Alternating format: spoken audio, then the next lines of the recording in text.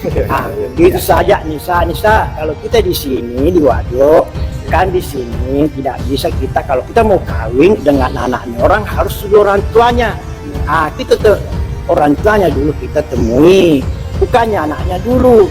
Karena kalau di sini artinya berarti adanya Wajo itu tidak begitu ada Wajo.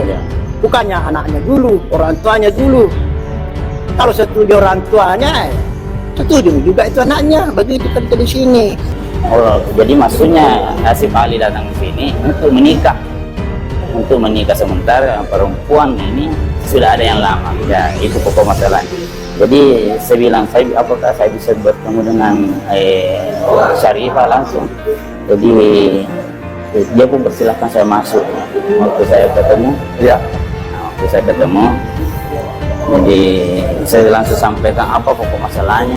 Ya, di saya ini menjelaskan bahwa betul saya kenal lewat grup WA yang bernama Hijrah di grup WA bernama Hijrah. Saya kenal di situ mungkin sekitar 1,5 tahun yang lalu, sekitar akhir-akhir 2021. Itu kami saling kenal sedikit. Tapi setelah lama berjalan, dia suka sama saya. Jadi kami sudah saling komunikasi secara pribadi. Apakah bisa saya melamar? Jadi setelah itu dia mungkin sudah ada harapan yang diberikan kepada Asif Ali, sehingga Asif Ali ini berharap sekali. Tapi ada waktu yang dikasih karena saya tidak terlalu lama komunikasi di dalam dengan dalam rumah. Herunisa ini betul dia yang memanggil ke sini, tapi dikasih jangka waktu. Bahkan Syarifah ini pernah ke Makassar jemput mungkin sekitar 1 minggu sebelum Asif Ali ke sini. Sebelum Asif Ali ke sini 1 minggu sebelumnya sudah pernah ke Makassar. Oh, jadi Herunisa pernah ke Makassar. Sendiri. Bahkan oleh orang keluarganya dia tidak tahu.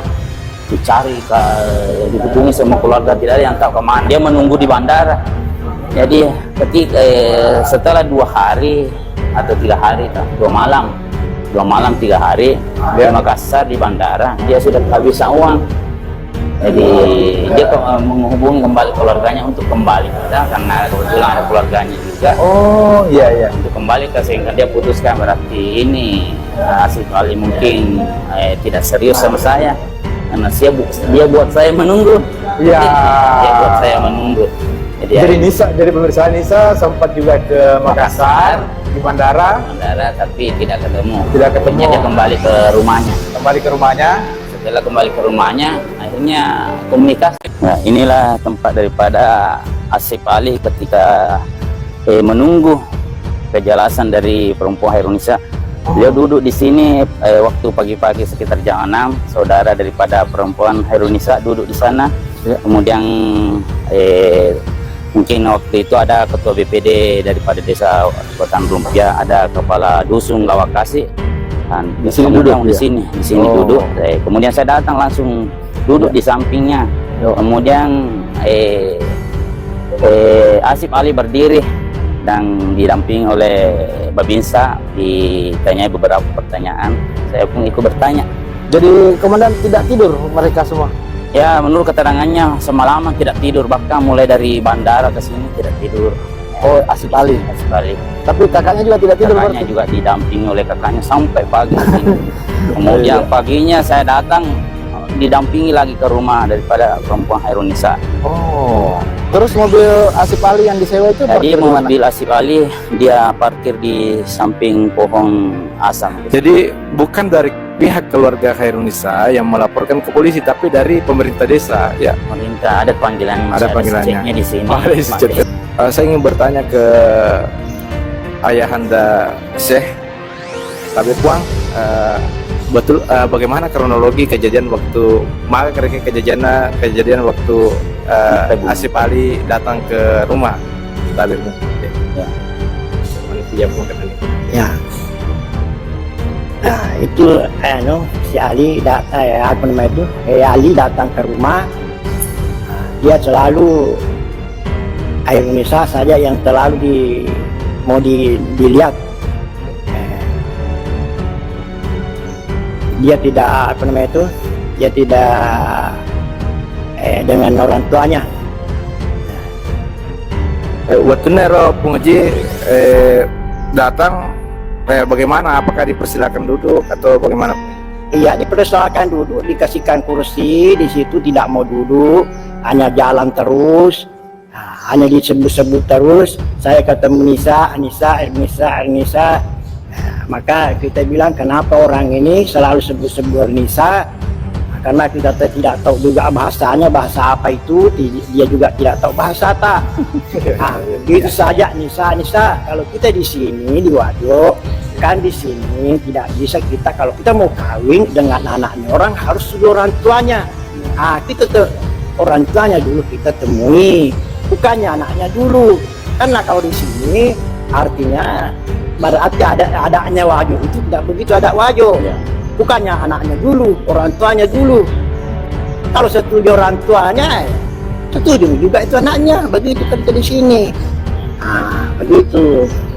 Terus Pung, rumor yang beredar kan katanya Pung tidak diizinkan masuk, ataukah apakah memang dia dibiarkan berdiri di luar atau ada solusi yang dikasih untuk ke tempat manakah? Tidak ada itu bahwa artinya itu sewaktunya dia datang kita kasihkan apa namanya itu kursi di depan di situ, kan disuruh duduk, dia tidak mau duduk, jalan terus. Setelah dia itu begitu dia jalan juga jam 1 malam dia datang, jalan terus di situ berbicara dengan kepala desa, dengan ada juga paman di situ berbicara. Karena kalau saya itu tidak tahu, karena dia itu bahasa seperti bahasa apa namanya itu bahasa asing, saya tidak tahu, jahatnya hanya pakai AP saja, toh. Jadi waktunya itu orang itu di masjid sudah azan, jadi saya pergi, saya tinggalkan di situ. Dan sudah sampai saya masjid, ada dia itu juga di sini. Sholat sudah sholat itu ditatam lagi semua di sini seperti Polres apa ada. Di sini ada di sini semua. Duduk ya, disuruh makan, disuruh minum tidak mau, diajak ke hotel tidak mau. Hanya sebut Nisa. Jadi kata anakku yang laki-laki itu kita ke hotel dulu, istirahat di sana, sudah istirahat, sudah mandi, baru kita bangun dengan orang tuaku. Jangan kau terus dulu dengan Nisa, kalau begitu tidak bisa. Kalau bisa harus di orang tuaku dulu. Dia tidak menerima. Begitu seharusnya sampai jam berapa itu. Jadi Polres ini dia mengajak kita ke kantor saja. Kalau begitu tidak ada keputusan itu, dia ajak ke sana kantor. Jadi bukan dari pihak keluarga Khairunisa yang melaporkan ke polisi, tapi dari pemerintah desa, ya. Pemerintah ada panggilannya, masih ada ceknya di sini. Ada ceknya seperti itu. Iya. Panggilannya. Iya, itu juga ya. Supaya tahan Pak Kaman ini semua atau apalagi warga negara asing kita. Ya, netizen ini pedas-pedas komentarnya di konten sebelumnya. Dia bilang keluarga Khairunisa melapor ke polisi. Padahal tidak begitu ceritanya. Jadi kita tetap netral ya. Saya tetap harus netral, polisi tetap netral, dan semuanya kita di Wajo ini sebenarnya baik-baik saja, tidak ada apa-apa ya. Dan aman-aman saja. Dan sepertinya anggapan teman-teman netizen dan saya minta maaf kepada mungkin keluarga kalau saya terlalu lancang membuat konten seperti ini, Bang. Ya. Ada yang ingin kita sampaikan, kalau misalnya ingin disampaikan ke khalayak umum atau ke Asif Alinya melalui media saya. Sekarang masalah tentang cinta. Jadi Bapak Ibu sekalian, jadi gini, orang tua itu memberikan saran bagi anaknya. Yang menjalani pernikahan itu adalah anaknya.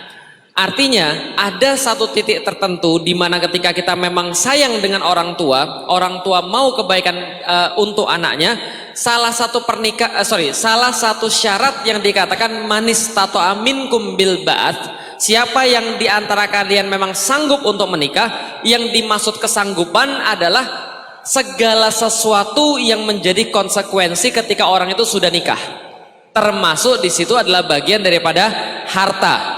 Makanya ada 4 hal yang dipertimbangkan dalam pernikahan. Yang pertama adalah agama, yang kedua adalah nasab, yang ketiga adalah harta, yang keempat adalah penampilan, wajah dan seterusnya. Nah, tapi kata Rasulullah, pilihlah karena agama. Andaikan orang ini agamanya sama-sama bagus, tapi salah satu lebih kaya daripada yang lain, maka wajar ketika orang tua minta sama yang hartanya lebih banyak. Kenapa? Menurut dia lebih bisa menjamin.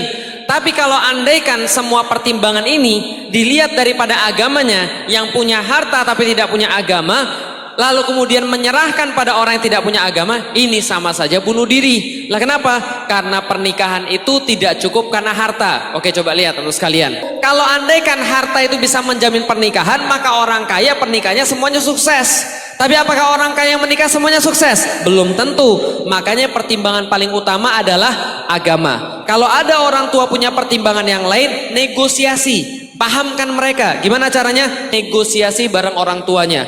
Dan jangan dengan cara yang kasar. Kebanyakan kita dengan cara yang kasar. Datang pada orang tua, ibu tahu tidak, yang benar itu adalah berdasarkan agama, bukan berdasarkan harta. Ibu matre ya, kalau matre masuk neraka. Lah matilah kita. Nah kenapa? Karena caranya kasar. Coba berdua-dua sama ibunya, pergi ke satu tempat lalu bilang, ibu makasih, saya sangat berhutang sama ibu, sudah mendidik saya jadi orang yang baik, saya nggak akan bisa jadi begini kalau bukan tanpa ibu, dan saya pengen agar saya ini menjadi jalan ibu untuk masuk surga. Maka kenapa saya pilih yang ini? Karena dia beragama. Kalau dia beragama, saya bisa masuk surga bareng-bareng dan bisa menjadi jalan ibu juga untuk masuk surga. Kira-kira ibunya dengar atau enggak? Insya Allah lebih dengar. Negosiasi sama ibunya. Pertimbangan pertama adalah pertimbangan agama, bukan etnis, bukan harta, bukan selainnya. Kalau misalnya mau lagi cuma tanya sama ibunya, ibu pas nikah sama bapak sudah kaya atau masih miskin? Sudah kaya atau masih miskin? Saya yakin semua orang nikah nggak ada yang mapan. Lah kenapa? Karena mapan itu setelah nikah, bukan sebelum nikah. Makanya kalau jomblo-jomblo nggak akan ada yang sakinah. Karena sakinah itu datangnya daripada Allah. Setelah pernikahan, baru sakinah. Maka kalau ada seorang jomblo, cewek nanya, Ustadz kami pengen cowok yang mapan. Yang mapan, ada nih, yang di depan nih, mapan semua. Wah, bagus sekalian. Karena sudah nikah. Kalau jomblo tuh nggak mapan, goyang terus dia. Wah, bagus sekalian. Nah, kenapa? Karena belum nikah, belum litas kunu ilaiha. Wallahualam bishawab. Assalamualaikum warahmatullahi wabarakatuh.